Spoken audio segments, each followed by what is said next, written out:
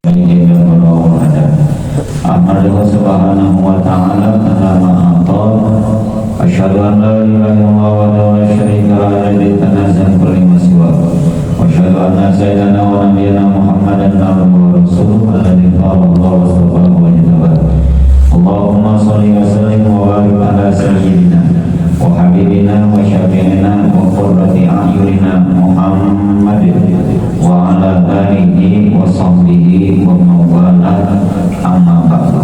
Qala al-mu'allif rahimahullah ta'ala wa nafa'ana bihi wa bi ulumihi fid darain amin ila anqala.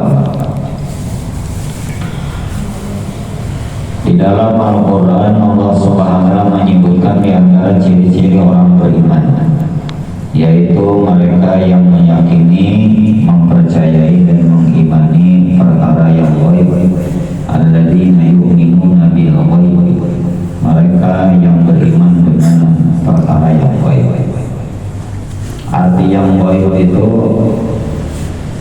sesuatu yang belum kita lihat semasa kita hidup di dunia, karena adanya memang di alam akhirat. Termasuk di dalam perkara-perkara yang baik adalah hal-hal yang berkaitan dengan akhirat, alam-alam sebelum seseorang itu mendapat keputusan di akhirat nanti, apakah ia masuk surga atau sebaliknya masuk dalam neraka. Alam barzah termasuk perkara yang baik.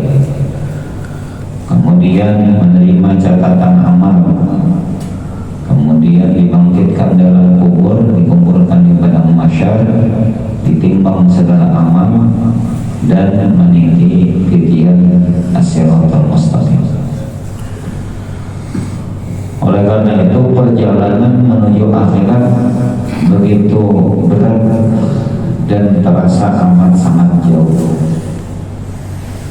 Kalau tidak banyak bekal kita untuk melewatinya, maka kita akan berhenti di tengah jalan. Tanyakan kepada diri kita masing-masing, apakah amal kita sudah cukup sebagai bekal kita untuk menjalani kehidupan di akhirat nanti? Apakah amal kita bisa menyelamatkan kita ketika kita di alam kubur? Apakah kubur kita akan melebar, terang, bercahaya, dan dihidupkan yang surga? Apakah kita dibangkitkan dalam keadaan yang baik? Dan ketika kita digiring di padang mahsyar, apakah kita dalam keadaan berpakaian cukup, makanan, dan tidak kepanasan? Karena dikatakan pada waktu itu manusia ketika digiring berjalan menuju padang mahsyar, mereka tanpa memakai pakaian sama sekali. Sayyidah Aisyah pun bertanya, ya Rasulullah, bagaimana kalau mereka tidak memakai pakaian sama sekali? Maksudnya ada kesesupanan kan? Ada saling melihat, saling mengikuti orang lain. Ujar Nabi, awal nabinya masing-masing sudah mengurusi urusan masing-masing. Dia tiga tracing selawat dan lagi begitu beratnya padang mahsyar. Tapi ada orang yang lewat dengan memakai pakaian yang bagus, mengendarai dengan kendaraan dan memiliki makanan, dan mereka tidak kepanasan. Sungguh luar biasa. Karena kau membayangkan kita betapa sulitnya keadaan padang mahsyar, karena mulai manusia umat pertama kali diciptakan itu dikumpulkan dalam satu tempat, mulai umat yang pertama sampai umat yang terakhir dalam satu tempat. Kalau membayangkan juga kayak beratnya itu. Besasakan maka jalan kita berjihad. Matahari pulang menjelang Rasulullah, tudana syamsu yawman qiyamah. Matahari itu didekatkan pada hari kiamat. Itu di atas kepala manusia pada itu biqadril mil, dengan ukuran mil. yang meriwayatkan hadis mengatakan, aku tidak tahu mil itu apakah mil jarak atau mil alat bila untuk orang memakai ceruk mata. Dalam bahasa Arabnya mil di alatnya. Amun yang mil jarak, 1 mil jarak itu sama dengan 12 meter. Jadi mulai kepala kita 12 meter matahari. Tapi kalau itu di kepala mana 12 meter dari matahari ke kepala mana? Apabila arti mil di situ bila pakai ceruk mata berarti kayak gini. Bapak ini, bakat itu sampai matahari ke kepala kita. Ini kan kita bumi dengan matahari jaraknya jutaan kilometer. Itu pun kalau dimanfaatkan sebagai pembangkit listrik tenaga surya. Panasnya pun kita terasa kalau di musim panas, di musim kemarau. Padahal jarak bumi dengan matahari jutaan kilometer. Makanya manusia menetap di bumi karena bumi sangat jauh dengan galaksi matahari. Namun tinggal di planet Merkurius, di planet Pluto itu kadusan lagi memanggang ayam di atas bara api, keluar dari kulkas gitu. Ayam melawan nang ikut ayamnya langsung masak. Karena ayamnya jangan masak, nang ikut ayamnya masak ya saking panasnya. Karena kamu bayangkan kita matahari berada di atas kepala kita. Maka waktu itu kata Rasulullah, manusia kepanasan dan mereka bercucuran keringat sampai mereka kebanjiran dengan sebab keringat mereka masing-masing.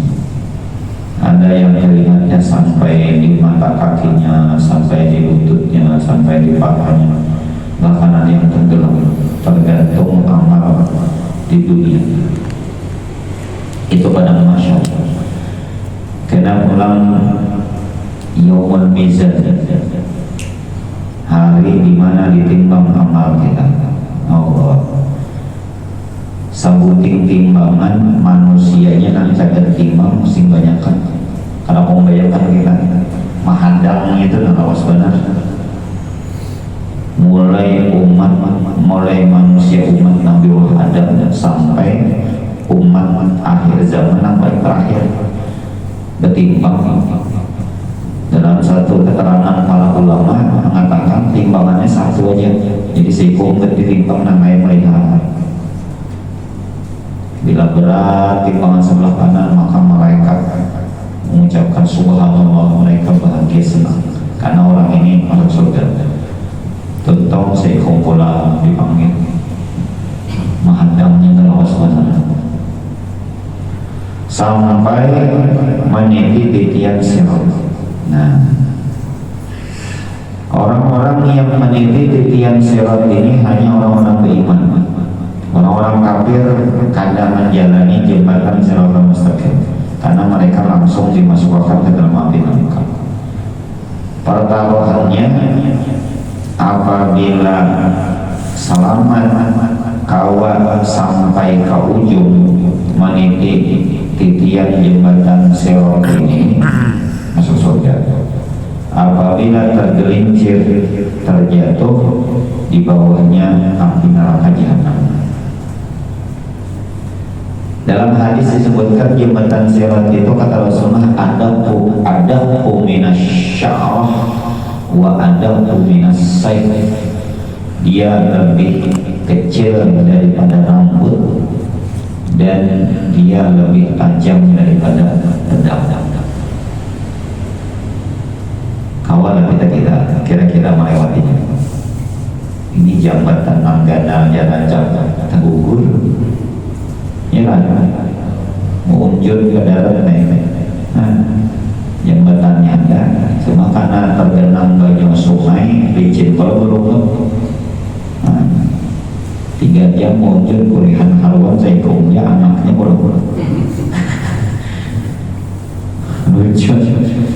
Jadi pas menyebarang berdiri ini jembatan tadi karena tergenang baju sungai yang orang belum pas lantang nah maco pulang iwang nangharwan dari ya dan nala tuh jabatannya handap pulang